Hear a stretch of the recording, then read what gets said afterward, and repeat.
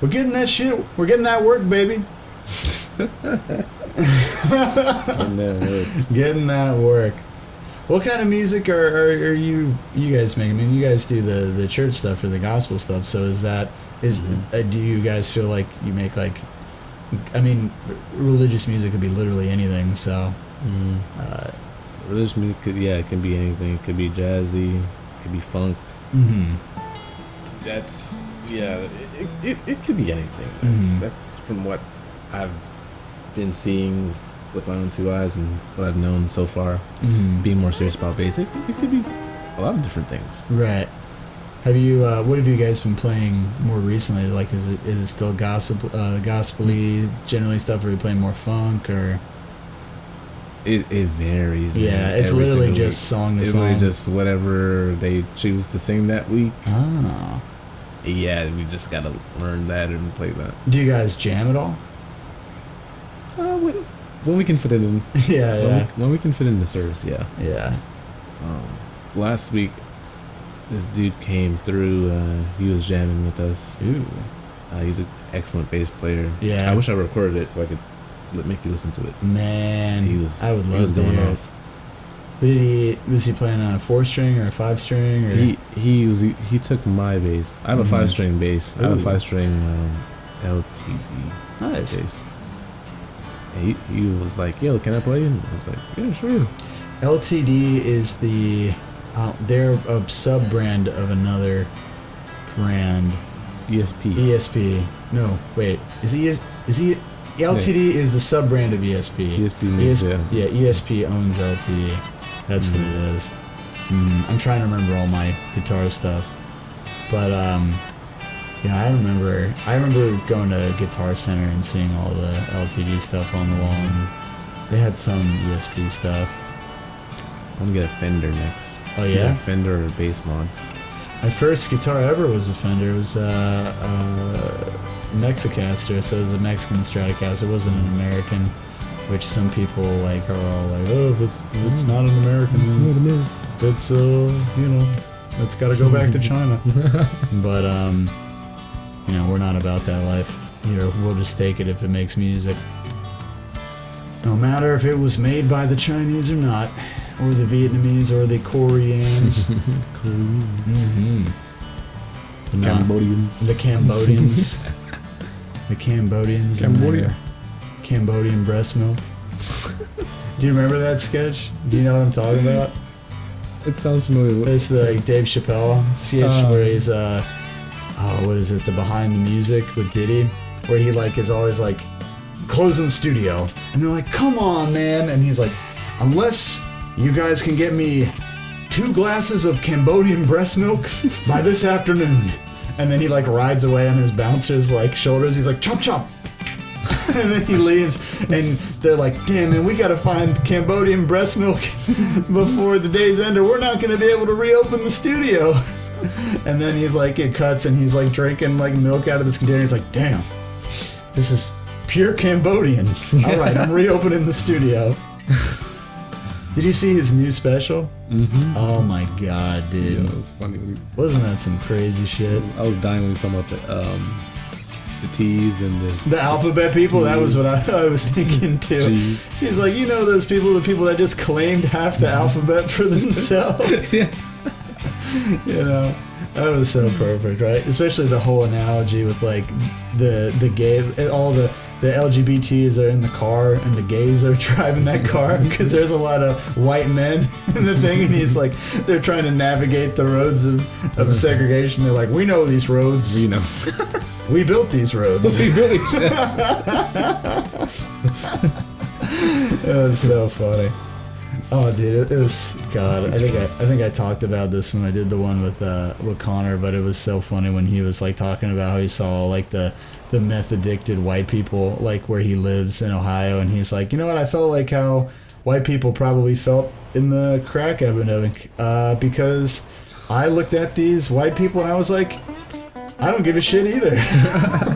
Why don't they just stop? I don't know. Why don't they just stop doing meth? I don't know what to tell you. It was so funny. His show was brilliant, man. Yeah, man. The Chappelle show, there was really nothing like it. And there still isn't. I mean, it ran for 2 seasons, and people still get excited to watch things that he's produced. And it ran for 2 seasons in like 2008 or something. Not even that, like 2004 probably. Opposite way. Yeah. We have so many fields. So many fields. I know, Jeez. right? It's amazing. We have one of the big things in our front yard is we have this big thing with a sweet potato in it, and it's like all the leaves that are kind of like shooting out of that big pot. And it's actually been, I think it's 100 to 130 days till harvest, and I'm at that cusp. It's basically you'll have a sweet potato at like 100 days apparently, but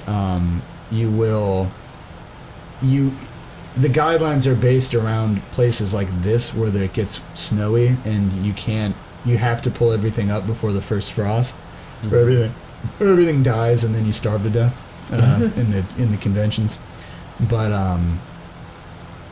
everywhere. Yeah, right. Jesus Christ, how wasteful! Just soak the whole thing. But it's all this work, and it's like 3 months, and you're taking care of this crop, and you're like, shit, dude.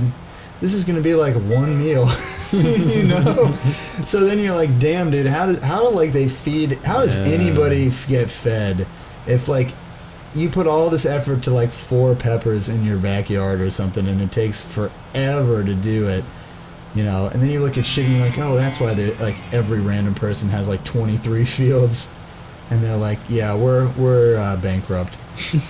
We sold like infinity grain, and we're still bankrupt. We're gonna have to mortgage my stepson. Yeah, otherwise we're giving him back. Yeah, dude. Hats off to those people that did that in the past. Yeah, they're doing it right now. Some people, yeah, you're right. You ever seen like the what are they called? They're like the Amish, but they're not the Amish. Oh God, Mormons? They're not Mormons. There's a word for them. I cannot remember what they're called. Mennonites. Mennonites, yeah. So there's this thing called the Mennonites. They're virtually Amish people. They do all the same Amishy kind of shit, right? The whole fucking look like a pilgrim and run around like it's, the turn of the century or something. When I was at Dancing Rabbit ages ago for the Eco Village thing, and I mean, Dancing Rabbit is a far out thing. But it's all made and run by ex-Silicon Valley employees, right? So people that start, we're founding members of like Google and Yahoo and Microsoft. So they're all intelligent, well-versed people, even if they're out there doing something crazy, right? But they built their community in basically Mennonite country, and the only reason they did that is because the county that they were building in, they wanted to be able to build their homes to be, environmentally sustainable, blah blah blah blah blah. And you can't really do that in a lot of places or do it as freely as you'd like because of building regulations county to county. Like you have to build your house out of this material because it has to be fire rated for this and that and wherever, and has to do this. But this one county in the middle of like Mennonite country did not have regulations, so that's why they built the whole community out there. And when I visited, I had to drive through basically like, I don't know, fucking 30 miles of Mennonite country. And dude, when you pulled over for like gas or like, if the people from the community like wanted to go like ride their bikes to get some food or something at the store, it was real weird. Like being out there, like you go in and it's like you're in some kind of like colonial reenactment, and all the men and the women look exactly the same, dude. They all have this like, every person I saw was like this pasty, round-faced, frowning white person whose gender was only discernible by their clothing. Wow. It was weird, dude. It was real weird. They didn't look like happy people, did they? No. Dude, I mean, I'm telling you, right? So imagine me, I'm going to college in St. Pete at the time.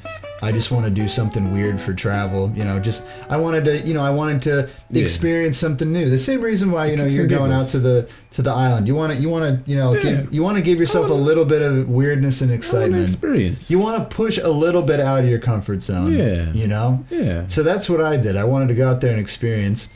And I went out there by myself. I had to get a connection out there because you go to this tiny ass little airport, and then there's not like take a little puddle jumper over to like the middle of fucking nowhere in Ohio, and basically like literally like there's no the community is not on a GPS. Like you can put in generally where it is, but at some point you have to just read the directions.